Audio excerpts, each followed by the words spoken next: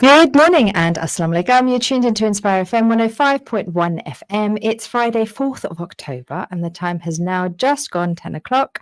Welcome to Mother's Planet, a show where there is always something to talk about in a productive and beneficial way. I'm your host, Neelum, and joining me in the studio today is my guest, Zainab Khaliq. Assalamu alaikum. Welcome, Salam, Neelum. Thank you so much for taking the time out to join me this morning. Thank you for having me. It's an honor to be here. Oh, that's very kind. And I know, Zainab, you've not had a great week. You're picking up all the bugs that are going around. Back to school bugs. Right? First my child had it, and now they passed it on to me. So, wow. So apologies in advance if I'm sounding a bit congested. No, that's absolutely fine. And you're a soldier. That's what mums are. Yeah, right? Soldiers, yeah.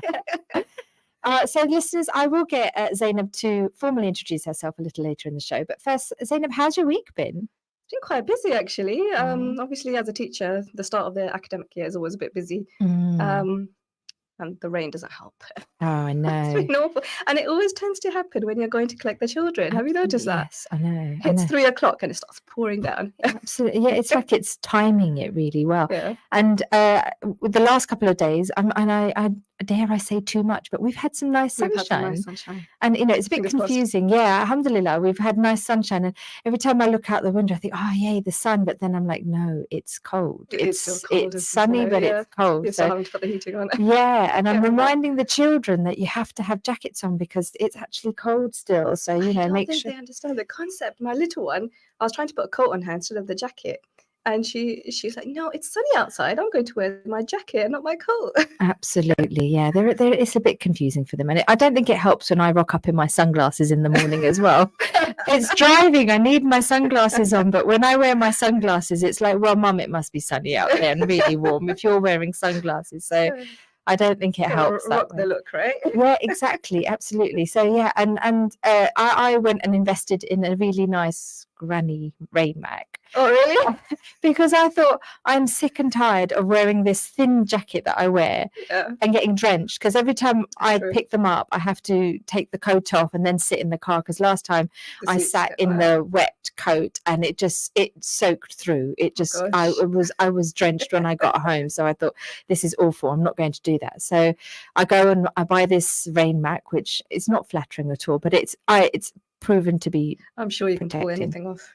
Oh, wow. Thank you so much. That's so kind. But we had no rain, so I'm not going to complain because I don't want the rain. As soon as you buy it, right? Yeah, I want to kind of put the jacket to test just to see how great it is. But yeah, anyway, I'm not going to say anything because I'm pretty sure we're going to have rainfalls. Yeah, rainfalls next week as well. So I can't believe we've bid farewell to September and it's now October. Right? Absolutely.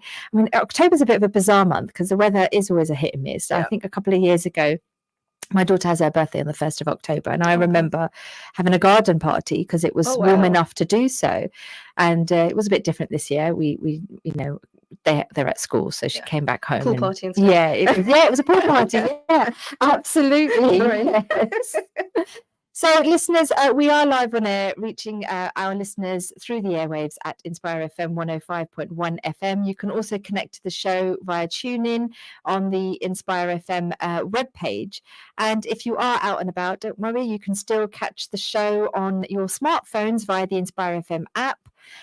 We are also streaming live on the Inspire FM Facebook page, where you must give the show a thumbs up and also have the chance to put any comments or anything that you would like to share with us on today's topic at the Facebook page. As always, I am taking in WhatsApp and text messages on the studio number 07779 481 822. Now, I'm going to kickstart with today's show because it's been a while that we've talked about quite an important topic around education, and I think given that the kids have gone back to school, it's quite timely. And also for myself, I've got 2 children that are in their important academic stages of their lives now. I've got one that's going to do GCSEs and one that's going to sit her A-levels, inshallah. So yeah, talk to me in 6 months' time. I'll be pulling my hair out. It's been quite a mad week, especially for my daughter who's sitting A-levels, because she's also writing her personal statement. And I have a fact to share with you. They're scrapping the personal statements. Oh, they are? UCAS is no longer going to ask for personal statements because it can get a bit long-winded. Yeah. And they also feel that disadvantaged children don't have the opportunity to put themselves forward as well as those that are slightly more academic and articulate at writing. So from next year, 2025, they're going to just ask 3 basic questions. Okay. And they're the questions that you have to answer.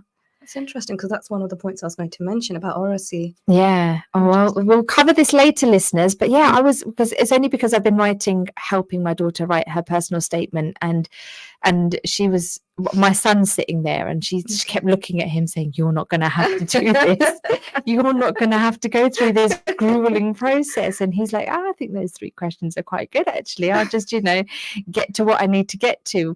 Which, yeah, for people like him, it's perfect, because he likes just cutting to the chase. He doesn't like telling a story about how he got to wherever he got to. So, yeah, that's going to be interesting. Now, before I kick off with our topic, which is the importance of education. So, listeners, if you have anything that you would like to ask my guest, please do get texting away on WhatsApp or text messages on the studio number 07779 481 822. We are taking in messages or any comments that you have around today's topic. Can I please, Zainab, get you to formally introduce yourself to the listeners, just a bit about who you are? Absolutely. So as you introduced my name already, my name is Zainab Khaliq. I've been a science teacher for about a decade now. Wow. Quite passionate about it. Every time you talk to me about education, I can go on for hours and hours. So 1 hour is probably not going to do it justice, but we'll try our best. So I've been teaching, obviously, at schools. I've taught in Malaysia. I've taught in UK schools. But also alongside, I've also got my tutoring business that I've been running for about 9 years now. Wow. Actually, sorry, 7 years. 7 years. Okay. But yeah, alhamdulillah, that's a little introduction about me. Oh, lovely. I'm intrigued. You taught in Malaysia. I did, yes. So is there a huge difference between the education system there and here? I think they value education a lot more compared to the UK. It was quite interesting. I mean, there are also even the teachers that are willing to learn how to kind of better themselves and how to do the best they can for the students, which was quite nice. And I was at a school where they were moving from kind of government-based exams to international syllabus. Oh, wow. So yeah, that was a really exciting opportunity. I'll go into it in a bit more detail. Okay, yes, absolutely. So you are a science teacher. So is that a primary level, secondary level? Secondary. So I teach all 3 sciences until GCSE, and then I specialize in chemistry at A levels. Oh, wow. I was just going to ask, of the 3 sciences, do you have a specific one that you like? So chemistry is your favorite? Yeah. Chemistry is my first, biology would be the second, and then physics probably the last. Yeah, physics is just mad. Do you know what? If you get your head around it, it's actually quite easy, but it's about getting your head around. Yeah, it is factual, so it's very mathsy. So if you're good at maths, hopefully you'll be good at physics. Yes, that's it. I think if you have a flair for maths, then inshallah those kids are inclined to like physics. But yeah, I think physics. I don't think I had a good physics teacher for GCSE, so I think it makes the difference. Huge difference. Huge difference. Yeah, I think if you don't have a teacher that's passionate about the subject and doesn't teach very well, then so listeners, do excuse the crackling sound if you can hear something coming through. I'm not too sure what that is. I will call out to the team to make sure that it's nothing that I'm doing. Your business, talk to me a bit about that, your journey as to why you felt the need to do it. Oh gosh, I think the business chose me rather than I chose it. So alhamdulillah, both my sisters they're educators as well. Okay. They're at primary level. And I remember being at university and they kind of coming home with tons of like marking and things to do. And I actually told myself, I'm never going to become a teacher if that's the workload it requires. Alhamdulillah, things have changed since then. Obviously, they're kind of minimizing the workload for teachers. But I remember at that point saying, never going to become a teacher. But then what kind of started me on that journey is when I was at university, in my second year, believe it or not, I didn't do very well. My degree was in pharmaceutical chemistry, but I wasn't performing very well in my second year. And I clearly remember going to my my mentor, my university mentor, and I asked him, what can I do to really get that, really good grade at the end of it? And he actually laughed at me and he said, Zainab, it's too late. You can't do anything now. And I walked out the room and I was so distraught, and it literally deflated me completely. And then I went to my dissertation mentor and he goes, Zainab, anything is possible. I've seen it happen before. You can do it. Okay, this is what the student did before. This is what you can do now. Just pull your socks up and do it. It's your final year. Do it. And that elevated me so much. And I was so inspired that actually, do you know what? I can do it. Do you see the different scenarios and the two different teachers that had an impact on me? And subhanAllah, as soon as I entered my final year, alhamdulillah, I got 90% in all my final year exams. Wow. Which was something I was definitely not expecting. And it's amazing how impactful a teacher can be. And from then on, I realized, actually, you know what? Teachers can have such a huge impact on a child's life. Had I not gone to that dissertation tutor, I would have just failed. Yeah. And it's amazing. And not just teachers, but also parents. Parents and teachers have a huge impact on a child's education journey. Absolutely. So then I kind of started tutoring. I kind of thought, okay, this is something I might want to do. Yeah. So I went into teaching, and then I went to Malaysia for a year. And I came back from Malaysia after a year, and there were students who wanted to be tutored there. So I was doing online tutoring for a while. And slowly but surely, students started picking up and the business started expanding. I had to hire more tutors. Well, mashallah. And here I am. Yeah. And the advantage, I guess, of that compared to a classroom setting, because being a primary school teacher myself, you can see potential in children, but you just think, I've got 28 other kids in the class, and to focus on this child and really make this child thrive, it's not fair on the others. Absolutely. So you kind of have to have this blanket and just be quite mediocre with all your lessons, because you don't really want to not push any of the other children that could have potential as well. And the advantage of, I guess, tutoring is you could be like that dissertation lecturer of yours who pushed you, so you've got the one-to-one support, and you've got the ability to, really push that child and say, look, you've got potential, and really lift them, because they might not get that in the classroom. Definitely. And having that one-to-one attention where you have got someone that's inspiring you to say, look, this is a good subject and you're going to thrive in it, and you've got the potential, that's enough for a child to feel like I can go really far with this subject. Definitely. So it's really important. So in your education, it's, I don't know, I think progressively as we're going on with time, education is, when I look back at my parents' days, and then when my dad first came to this country, my dad is 16, so he just wanted to get through the compulsory part of the education, and then his part was to just go and get a job and work. He was very entrepreneurial, wanted to go and get his own business, and he that was his drive. And also he came at a very difficult time. There was a lot of racism, and schools weren't a nice place to be for it. So he just wanted to get out. So but when we were growing up, my dad really instilled it in all of us that education is important, and it's your basic need. But absolutely, I don't feel that that's happening now. I don't know. I in your opinion, do you think it's still important as it was then? I think it is definitely still important. I think the avenues are changing. So obviously, instead of going towards university degrees, students are perhaps going towards apprenticeships and things that will provide them with income as well as education at the same time. So I think that's, so the avenue is changing. I don't think the education is any less important than we think, but I think the avenues and the routes to go through it are changing. I still believe it's very important because I think it provides students with kind of open-mindedness. You get to hear other people's opinions. There's debates going on in education. You learn about the history. Certain people that perhaps don't have the full education don't understand the history of the country or other countries properly, and they make their own kind of opinions about things, which is not nice. So it's good to have that, and sometimes students say, oh, how's this going to benefit me? How is art going to benefit me? How's DT going to benefit me? But art provides fine motor skills that you see, and that's very important in life. DT provides skills that, DIY skills that, I can fix something at home myself without having to call somebody in to do it for me all the time.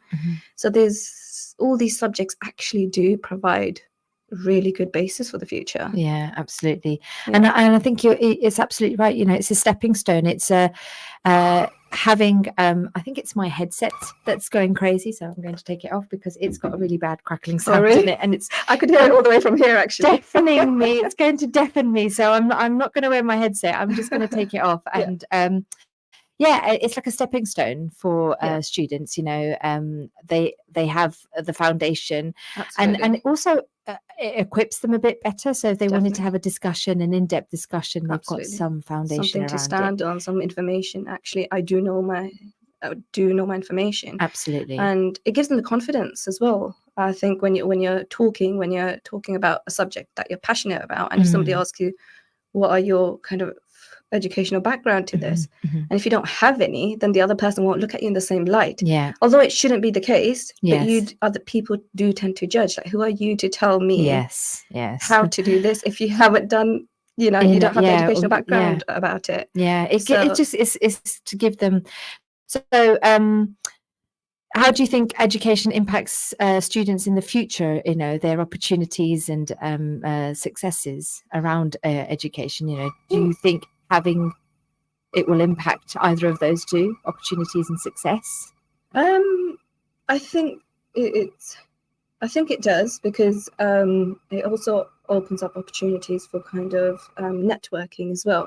So the more you go through education, university, and things, apprenticeships, anything, you're networking, you're building connections, and those connections are so important to get you through life. Sometimes it's not just about the education itself. In fact, it's about the environment you're in and the connections you're building, because somebody might know someone who actually has a job somewhere else that might be useful for you. So sometimes it's not just about the education, it's about the connections you're building through that journey. And I think that's very important, because I think I found that very useful for myself. So I think that's important. Also, people, obviously, as I said, they look up to you.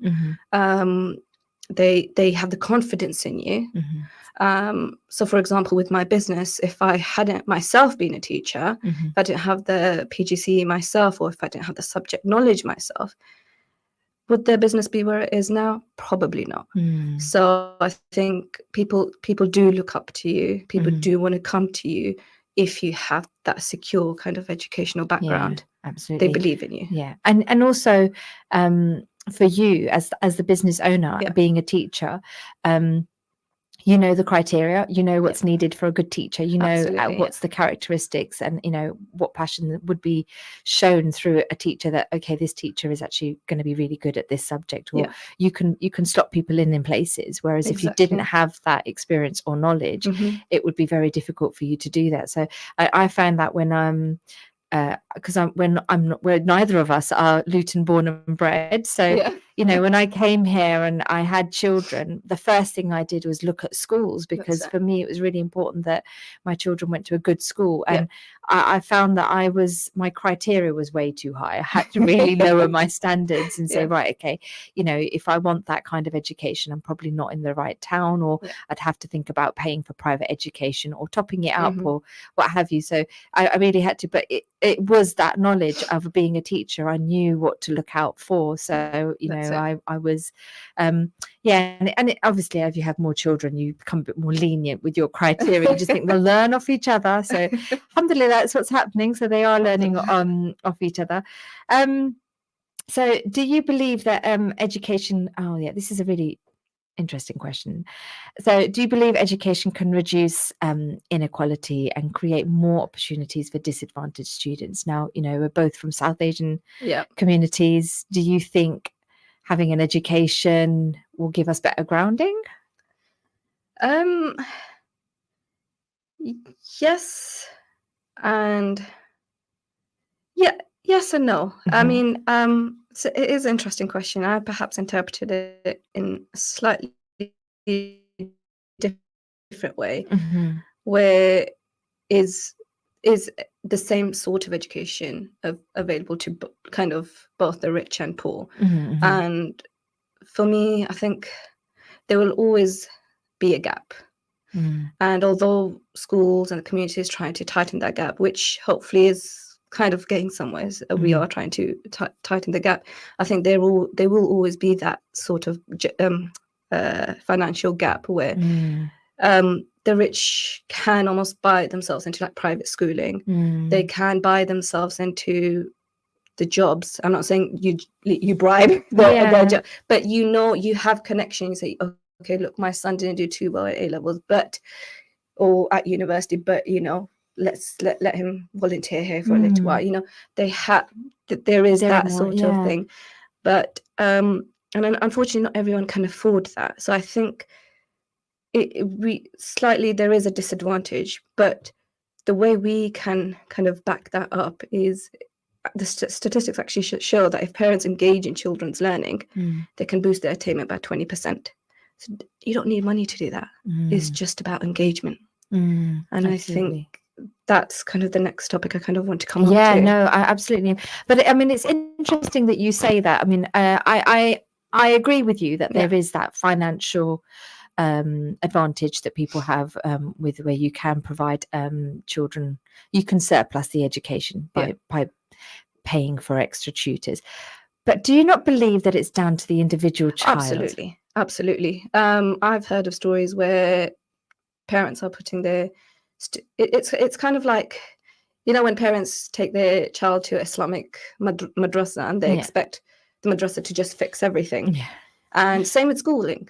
Some parents expect send their children to private schooling and expect them to just come out in flying grades. And that doesn't always happen because as you said, it comes down to the individual, it comes down to the parenting, it comes down to the family life and how you value the education, how much engagement you're having in there. So yes, definitely. I totally agree. It's you can't buy yourself into it. You can try and buy yourself opportunities, but it's not. It does come down to the individual. Yes, definitely. Absolutely. And how, because I've seen children from disadvantaged backgrounds that have got huge potential and can really, if it's nurtured well, it can go really far. So absolutely. I think it's that nurturing and that reining in and that honing in from parents that's really important. And I guess that's where we wanted to come into the next question about how can you provide some tips about how parents can be more engaged in a child's education, because I think a lot of parents stand back because it could be, I mean, now education is, even as a teacher, from what I used to teach in my early days of teaching to what I'm having to now look back and say, right, I need to really re-educate myself because the syllabus is totally changed. And I think it's a fear factor for a lot of parents, even from the very young age. I mean, we've got both in reception class at the moment, and they're coming home with homework, which my children, when they were in reception, didn't have. And so it's and so it kind of throws parents. Changing, It's constantly changing, and I think it's more, I don't know if you could agree. Do you think it's a fear that parents think I'm just not equipped to know this? Partly, but I think they're also failing to understand that there's so many different avenues you can help the child with. Fine, perhaps you can't help academically, but there's so much else you can do. To help that child to succeed in academics. So it kind of has a knock-on effect. And I think that obviously, as we're going to talk about now, it comes down to parental engagement. Now, the biggest the barrier to learning for a student is, you'd think it's perhaps social media or school or bullying. It's actually not. It's actually your family life. Wow. If your family life isn't secure, if they're not feeling safe, that is their biggest barrier to learning. And the social media and friendship groups come, I think, on the third pyramid of hierarchy. Wow. So it's amazing like how influential parental engagement and the family life can be on a child's educational journey. Yeah, absolutely. I mean, with lots of things, when they say that when predators are looking for vulnerable children, if they can see that they've not come from a very stable home, or they've just they're out loitering around till all hours, that just shows the vulnerability. Absolutely. And so they will just take that child and Absolutely, get them in there. So we have actually reached the first half of the show. We've got about 40 seconds, believe it or not, before the adverts kick in. So listeners, if you have just tuned in, where have you been?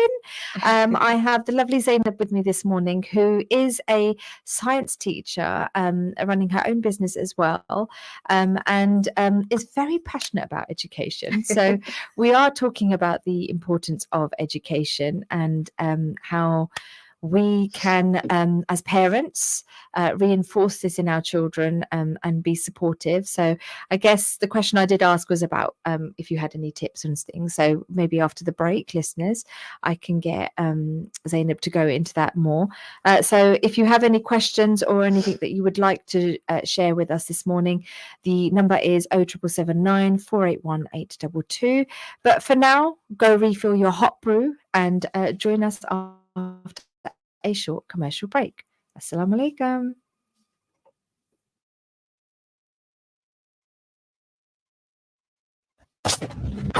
This program will continue after the break. Continue listening to Inspire FM. Inspire FM. Inspire 105.1 FM.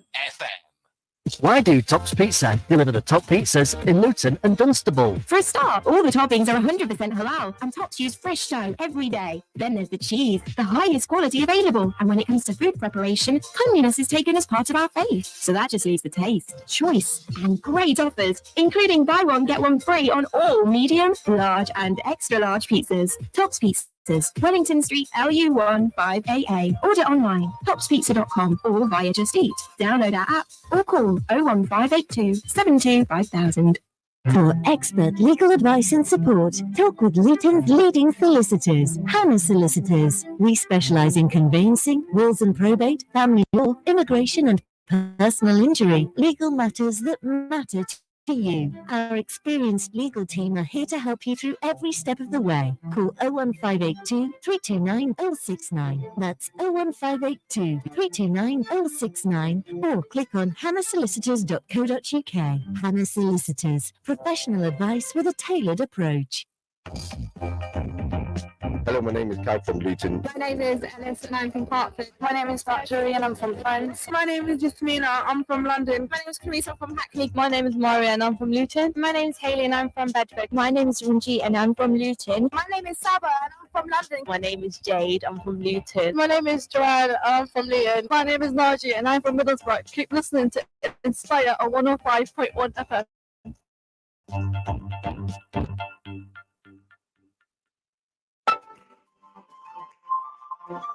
Are you thinking of starting a podcast or looking to give your podcast a new home? Why not hire Inspire FM's dedicated recording studio? With rates starting at just £25 per booking, our podcast studio is a fully functional, acoustically treated space for up to 4 people, and it's set up and ready to use as soon as you arrive. For more information or to inquire about booking, email us at info@inspirefm.org or send us a DM on our social media accounts at InspireFM Luton. Biscard Pharmacy, your one-stop health and beauty pharmacy in Luton. Stockist of over 8,000 health and beauty products. At Biscard Pharmacy, we offer a range of services, including health advice and repeat prescriptions for collection and delivery to your home. We also offer a Hajj and Umrah vaccination. Come in and see us and ask about our Stop Smoking service. We're open 7 days a week till late, including bank holidays. Biscard Pharmacy, 157A Biscard Road, Luton, 4457709. Every day, millions of people face life-threatening challenges. War, disaster, hunger. The need for your support has never been greater. At Action for Humanity, we believe in the power of compassion. Around the globe, we provide life-saving aid and long-term support to communities in crisis. Already, you've empowered us to reach 15 million people since 2011. Visit actionforhumanity.org or call us on 0161 860 0163 today. Richard didn't want to die, but he couldn't stop himself. The collision didn't kill him, but he wasn't wearing a seatbelt, so he hit the inside of the car. That didn't kill him either, but his internal organs carried on travelling until they hit his ribcage, and his lungs were punctured, and the main artery from his heart was torn. And that's what killed Richard.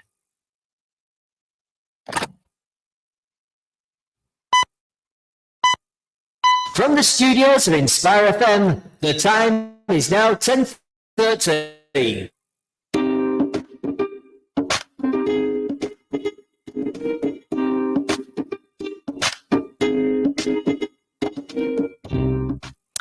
Good morning and Assalamu alaikum. It's Friday, 4th of October, and the time has now just gone 10:30. Welcome back to Mother's Planet. I'm your host, Neelum, and joining me this morning is my guest, Zainab. Assalamu alaikum. So Zainab and I this morning have been talking about the importance of education, and we've discussed how education is changing and the input that parents can have, and which I think is quite important. So I touched on the question about how can parents become a bit more engaging with their children. So, do you have any tips or anything around this? I think it's quite important to create that positive home learning environment. So it's not just the child learning, but it's also yourself. They're seeing you reading, they're seeing you learning, they're seeing you going to classes and still learning even at this age. And I think that sets a nice role model for them. So having a dedicated kind of space for them to study, to read, having dedicated slots for reading time, etc. So having a really positive outlook on education. And when it comes to homework, not flagging it off as, oh, it's okay, it doesn't matter, you don't have to do it. Actually take it seriously. Take the test seriously. Take every single test seriously, not just the final exam, and instill that into your children. So you value education, and then your child will value education, and that will in itself will boost attainment. Also, I think it's important to kind of practice with their social skills. Or oracy is something which is very important. I think we touched upon it earlier. If a child can articulate what they're saying well, they'll be able to write it down really well when it comes to exams. So I think for that, even if you can't build on their oracy, build on their social skills. The more they socialize, the more we'll build their oracy. So and that just goes with gatherings, meeting people, getting them to get out of the house and meet others, then go to clubs and things that anything. And I think, again, that will help in their education. And be a coach, be a partner, be a coach to them, especially when it comes to exam season. And I still clearly remember this with my mum, and this kind of remains with me and remains in my memory for a very long time, actually. But when I was doing exams, I couldn't study in my bedroom because I knew I'd get distracted. So I used to study on the dining table. Bless her, because she would be totally quiet so that I can study. And if any phone calls came, she would be like, bring me back later, my daughter's studying. Or she would go upstairs, or she'd create that environment for me. And she'd be bringing me tea and snack. And obviously I can do it myself. These are things I can do myself. But when it comes to exams, you want that kind of support from your parents. And I think that really helps. So having that support system from your parents. And it just goes to show it doesn't have to be academic. You don't have to be sitting there with them. It's just it's the subtle support that you're doing, where and you the are. almonds that Soaked almonds. It just feels like, oh gosh, it's boosting my brain power. You know? And one thing that I found which was really helpful, and I always tell my students, teach others. It's obviously I'm a teacher and I know my subject knowledge, but the more I teach it, after 10 years, I'm understanding it even better. And so the more you teach it, the more you will understand it. So I when it was university time, I used to get a big whiteboard, and I used to just teach my mum. Whether she understood it or not didn't matter. She fell asleep halfway through most of the time. But I used to still carry on teaching it. And subhanAllah, that was an amazing technique. And I think if you as a parent can sit there with your child, even if you're cooking or anything, let them just teach it to you. And then maybe just ask a question, what was that?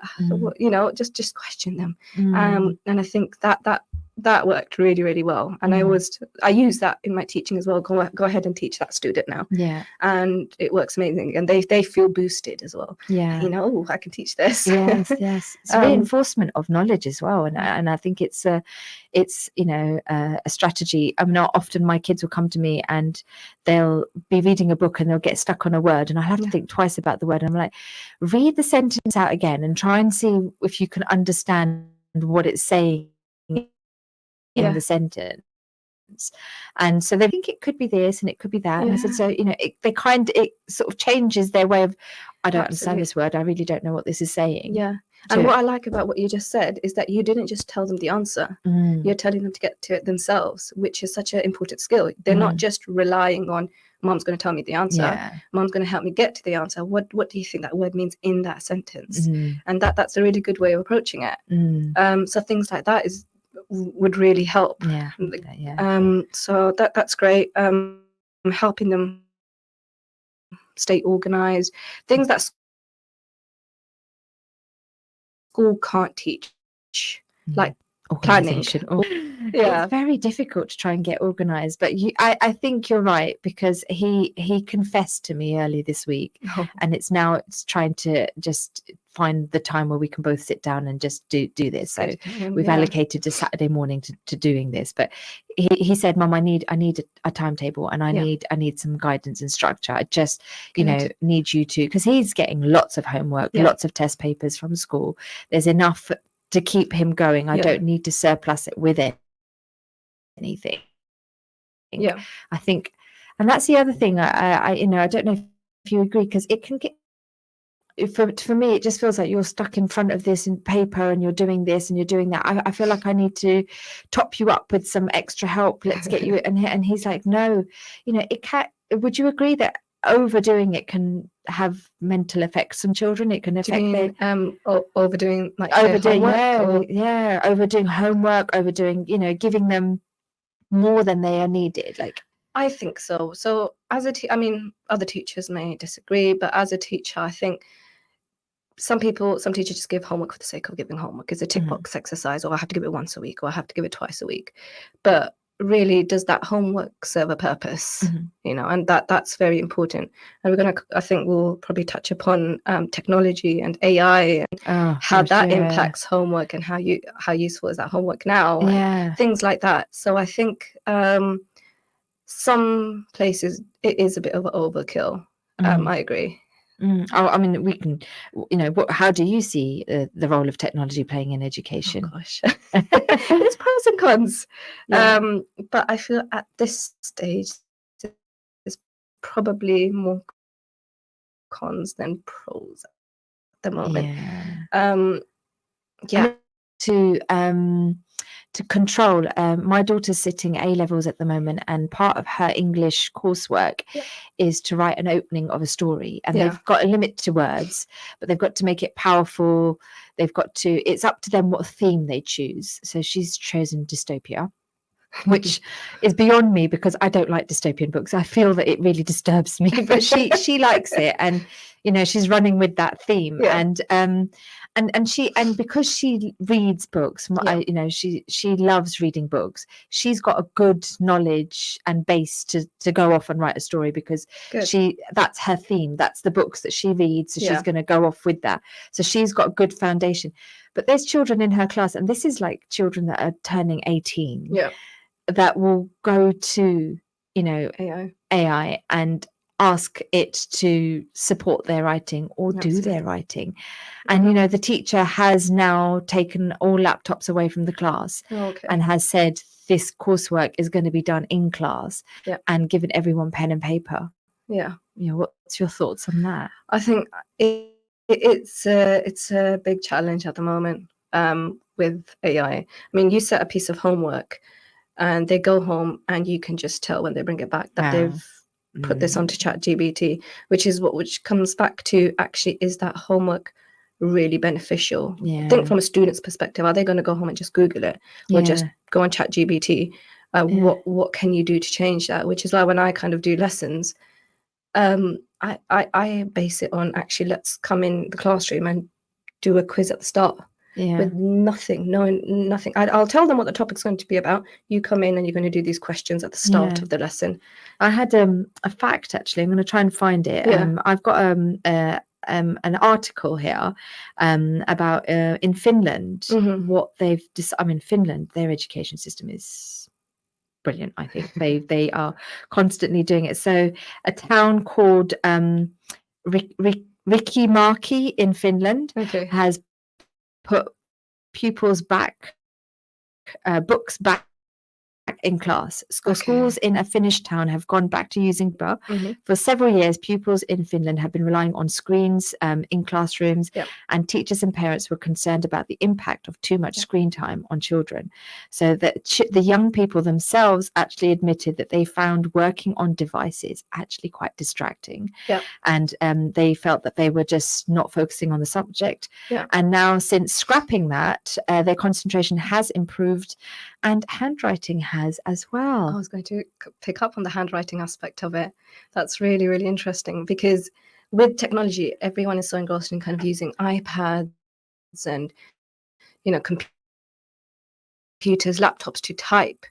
Obviously, then spell check is just automatically there. About your spellings or your grammar, it automatically fixes it. When it comes to exams and you're having to write for 2 hours, their motor skills, they find motor skills to be able to write for so long, is their muscles aren't practicing writing. They're not practicing their spellings, they're not practicing this grammar, because they're all doing it on the computer. And if exams are still written, then why are we still, using all this technology in the classroom? Unless exams change and say, actually, we're doing exams on a computer now, fair enough. But they're completely two different avenues. And that's why students tend to struggle with time management in exams as well, because they can type faster than they can write. Yeah, absolutely. And that's a really important factor to consider. I mean, because for children that are doing GCSEs, the likes of history, where the whole subject is based on you writing and recalling facts, you really have to be able to write at a speed and make it so that the exam because often they can be quite harsh. You don't know who's going to mark your paper. If they can't read it, you don't want to upset an examiner. No, you don't want to upset an examiner. So it's really important. I think when I read that article, I thought that's really interesting. And I know that the schools are trying, because I was talking to my elder son in his, because they've all got Chromebooks at school. A lot of the lessons and I mean, it has its pros and cons. Obviously, online learning, if they're poorly and they're not at school, but they've got access to the lesson online, they've picked up on something that they weren't there for. Whereas back in the days, if you were off, and you've missed out on that topic. Absolutely. And you can't, there's no way of catching up with it. So there are advantages to having the screens and the online learning facilities, but it's just having that balance. I think it's just finding that balance, and and I guess one of the questions that I wanted to really go into was over the years, we're seeing a real decline in students uptaking. I mean, as a science teacher now, it's very hard to get children engaged in science from a young age and feel passionate about it. So, I'm going to be sending a lot of children your way, and because you're obviously very passionate about the subject. It's one of those subjects that if you don't know how to make it fun, you're really going to struggle trying to instill it in your children, that the love for it. And as a result, I feel that we're beginning to see a bit of a decline in older students taking subjects where are medical related, that involve science, because they're just not interested in it. Would you agree? Would you say this is something that's happening as well? I feel there is, and I wouldn't just put it down to kind of the poor science lessons. I also think just the media outlets as well, and the amount of times you've seen that come up in the news that the NHS junior doctors aren't being paid enough. It's putting students off. You're going to study 5 years and you're not going to be paid as well as you had hoped. And they can do a degree in 3 years and get paid a lot better. So there's a lot of the negative media at the moment, obviously negative pay, which obviously like junior doctors do want an increase. And a lot of students are now thinking of instant gratification. So it's not what is it that I can do that will give me the most money quickly. So it's all very kind of money driven rather than passion driven now, which I think is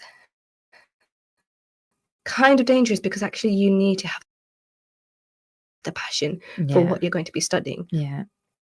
If you don't have passion, even with my business, I think if I didn't have the passion for it, it wouldn't go anywhere. No matter how much money it brings in. So there has to be a passion for what you're doing.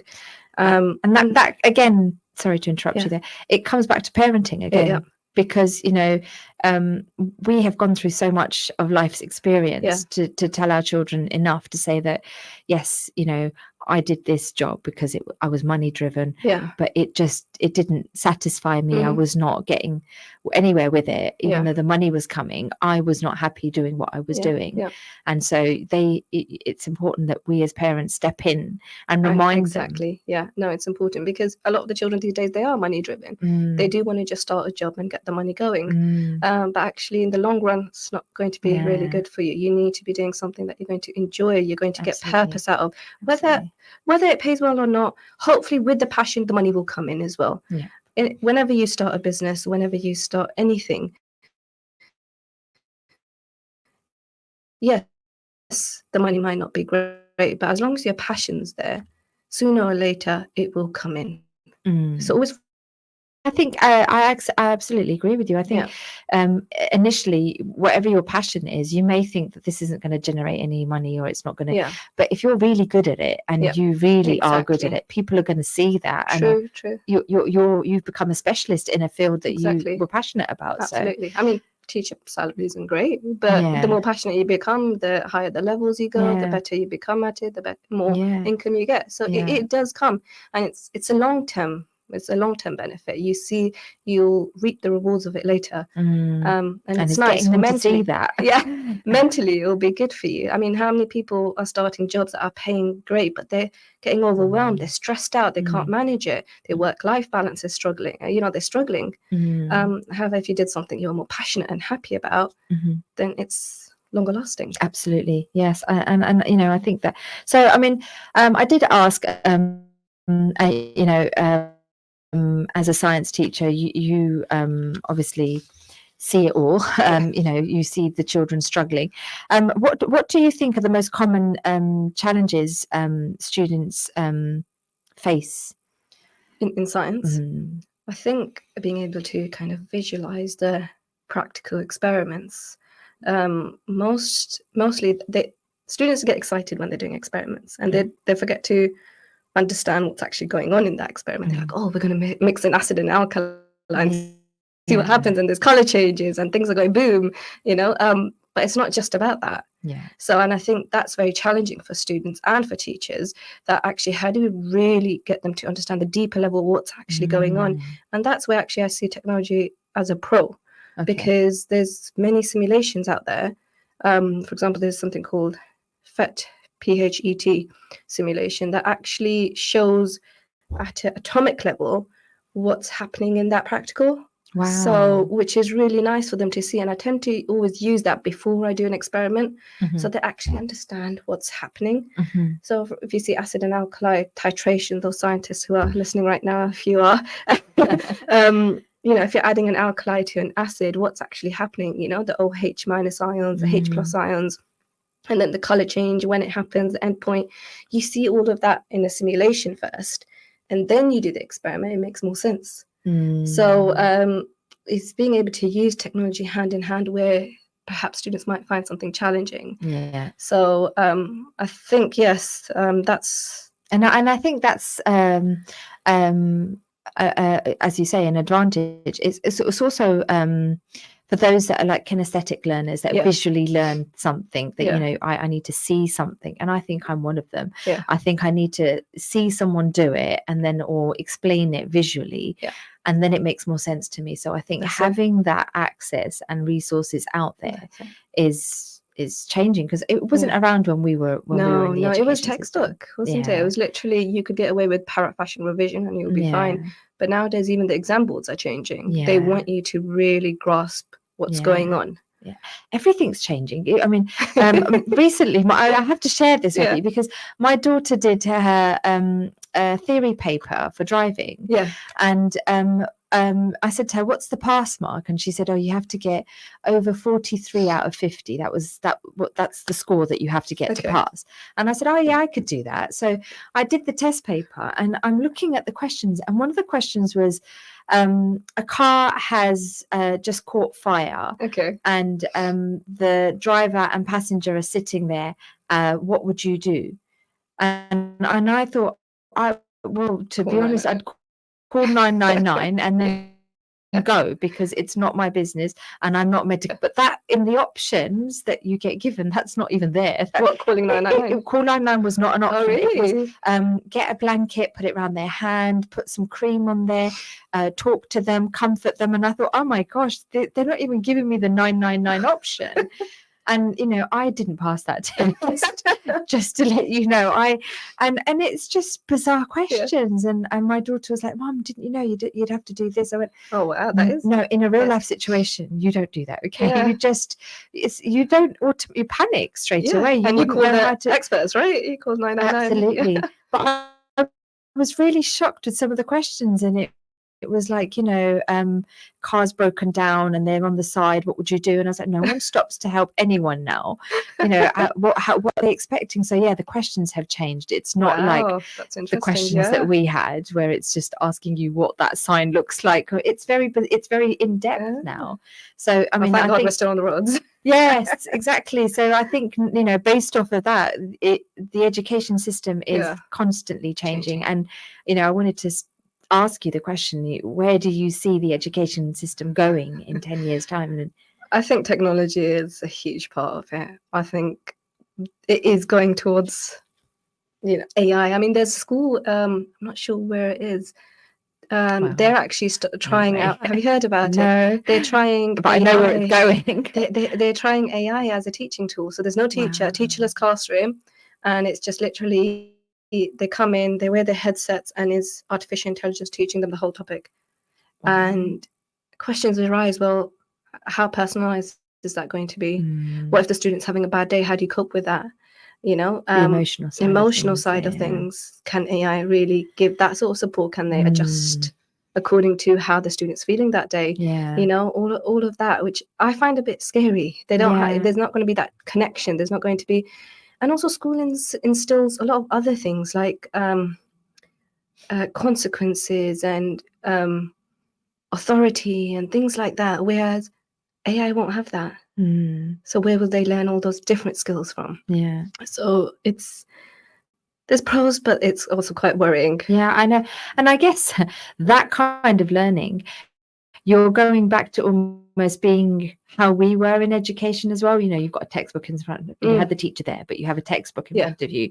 Read the paragraph, answer the questions. It's almost like that kind of dictation learning, where it's not, you're not every child is the same. So you're going to have a child in there that's got the headsets on, that's listening, but it's just going beyond them. Yeah. And they're not understanding.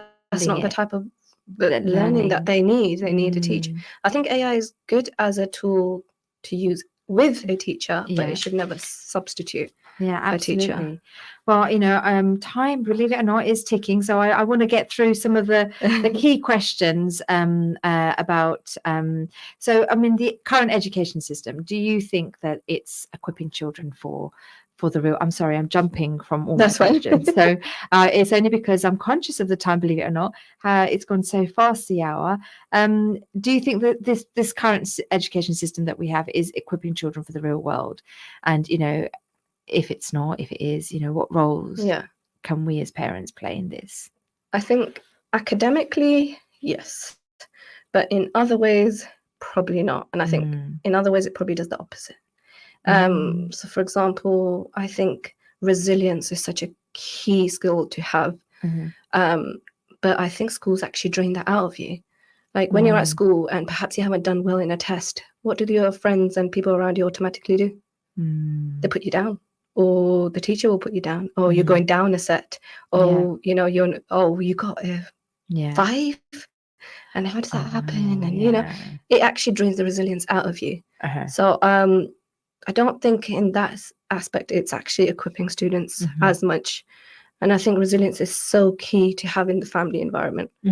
So for example, resilience.